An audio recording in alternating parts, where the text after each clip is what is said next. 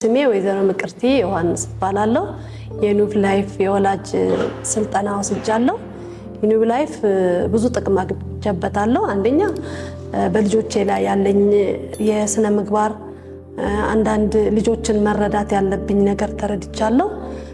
በራሴ ላይ ትልቁ እንዲያውም በራሴ ላይ ነው ያገኘሁበት።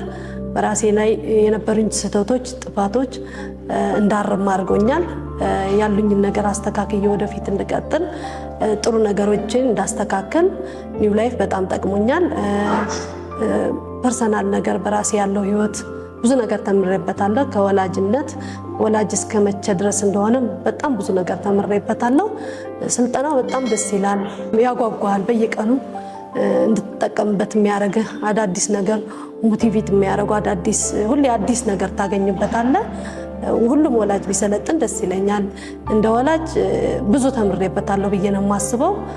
ራሴን ማስተካከል፣ ራሴን የገደብኩበት ነገር መልሼ ጠንካራ ነገር አግኝቼ እንደ አዲስ እንድገነባ አድርጎኛል። ከጠበቅኩት በላይ ነው እውነት ለመናገር። አንዳንድ በቲክቶክ ምናምን ያየኋቸው ነገር ነበር፣ ግን ከጠበቅኩት በላይ በራሴ አልጠበቅኩም ነበር። ግን በራሴ ጥሩ ነገር አግኝቻለሁ። ራሴን አፕዴት ማድረግ እንዴት እንዳለብኝ የወላጅ የሚባል ገደብ አለ አይደል? ቤት መዋል ከዛ በላይ ወጥቼ መስራት እንደምችል ራሴን ማስተካከል እንደምችል ጥሩ ግንዛቤ ሰጥቶኛል አስባለሁ። ወላጅ አገር መሪ ነው።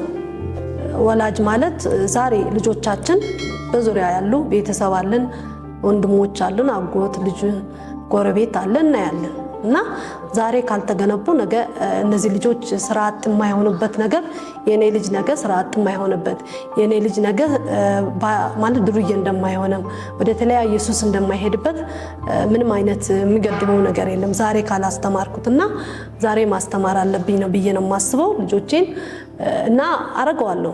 በእርግጠኝነት እሱን ያስተማረኝ ነገር ተገብረዋለሁ ብዬ አስባለሁ። ወላጅነት በጣም ስልጠና ያስፈልገናል። እኛ ምንድነው በተለምዶ የምናረጋቸው ነገሮች ነው። ከልጅነታችን ያሳደገን ቤተሰብ መልሰን ያን ነገር ነው የምናረገው ያለነው፣ ግን በጣም ያስፈልገናል።